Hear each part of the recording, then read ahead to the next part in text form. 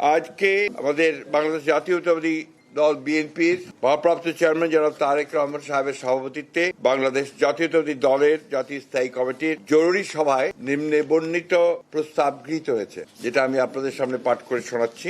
গতকাল সন্ধ্যায় ইনকিলাব মঞ্চের মুখপাত্র শরীফ উসমান হাদি সিঙ্গাপুরে চিকিৎসাধীন অবস্থায় শাহাদাত বরণ করেছেন। ইন্না লিল্লাহি ওয়া ইন্না ইলাইহি রাজিউন। কাপুরুষোচিত এই হত্যাকাণ্ডের আমরা তীব্র ঘৃণা ও নিন্দা জানাচ্ছি।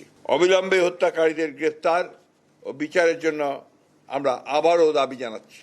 এই অনাকাঙ্ক্ষিত মৃত্যুকে কেন্দ্র করে গতকাল মাঝরাতে দৈনিক প্রথম আলো ও ইংরেজি দৈনিক স্টার সহ আরও কয়েকটি প্রতিষ্ঠানে একদল উশৃঙ্খল মানুষ অগ্নিসংযোগ করেছে। কর্মরত সাংবাদিকদের জীবন মৃত্যু ঝুঁকির মধ্যে ঠেলে দিয়েছে। সম্পাদক পরিষদের সভাপতি, নিউ এজের সম্পাদক, ফ্যাসিবাদ বিরোধী জুলাই আন্দোলন সহ দেশের সকল গণতান্ত্রিক আন্দোলনের অন্যতম সাহসী ব্যক্তিত্ব দেশবরেণ্য সাংবাদিক জনাব নুরুল কবিরের উপরে আক্রমণ করা হয়েছে। ছায়ানট সহ আরও কয়েকটি প্রতিষ্ঠানে, সাংস্কৃতিক প্রতিষ্ঠানে হামলা করা হয়েছে এবং আজ উদীচীতেও হামলা করা হয়েছে এবং অগ্নিসংযোগ করা হয়েছে। এবং গতকাল খুলনা ও ভারতের হাইকমিশনের কার্যালয় বাসভবনে হামলা করা হয়েছে। ধানমন্ডির 32 নম্বরে আবার অগ্নিসংযোগ করা হয়েছে। ইন্দিরা গান্ধী কালচারাল সেন্টার ভাঙচুর, অগ্নিসংযোগ করা হয়েছে।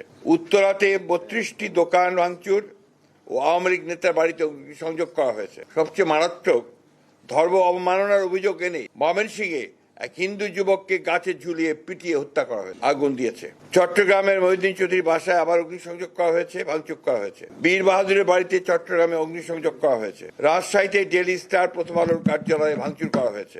আমরা এই ঘৃণ্য ঘটনাবলীর তীব্র নিন্দা জানাচ্ছি ও ঘৃণা প্রকাশ করছি। যে ঘটনা প্রমাণ করে পুরনো চিহ্নিত মহল দেশকে পরিকল্পিতভাবে নৈরাজ্যের পথে ধাবিত করতে চায়। অনেক রক্তের বিনিময়ে অর্জিত আমাদের ভোটাধিকার তথা গণতান্ত্রিক অধিকারকে তারা নস্যাৎ করে দিয়ে দেশে ফ্যাসিবাদের একটি নতুন সংস্করণ তৈরি করতে চাচ্ছে। সরকারের নাকের ডগাতেই তারা এই তৎপরতা চালিয়ে যাচ্ছে। জনগণ মনে করছে যে সরকারের ভূমিকা সন্তোষজনক নয়, ফলে দেশ বিদেশে সরকার তথা দেশের ভাবমূর্তি ক্ষুণ্ণ হয়ে চলেছে। ইতিমধ্যে এই হত্যাকাণ্ডের প্রতিবাদে দেশের সকল রাজনৈতিক দল প্রতিবাদ করেছে এবং হত্যাকারীদের বিচারের দাবি জানিয়েছে। হত্যাকারীদের গ্রেফতার করে বিচারের আওতায় আনতে সরকারের প্রতি চাপ সৃষ্টি করে চলেছে। এরূপ পরিস্থিতিতে এই ধরনের ন্যাক্কারজনক ঘটনার হামলার আমরা জাতীয় সংসদ নির্বাচন তথা গণতান্ত্রিক উত্তরণের প্রক্রিয়াকে অনিশ্চিত করার ষড়যন্ত্র বলেই আমরা মনে করছি। শান্তিকামী গণতান্ত্রিকামী দেশবাসীর পক্ষ থেকে এই ঘৃণ্য ষড়যন্ত্রকারীদের আমরা হুঁশিয়ার করে দিতে চাই।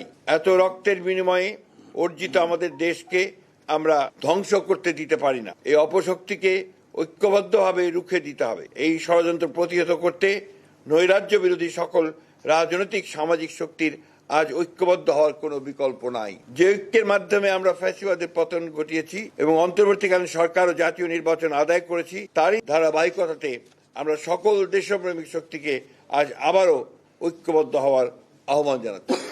ধন্যবাদ। Well done, side by side, free.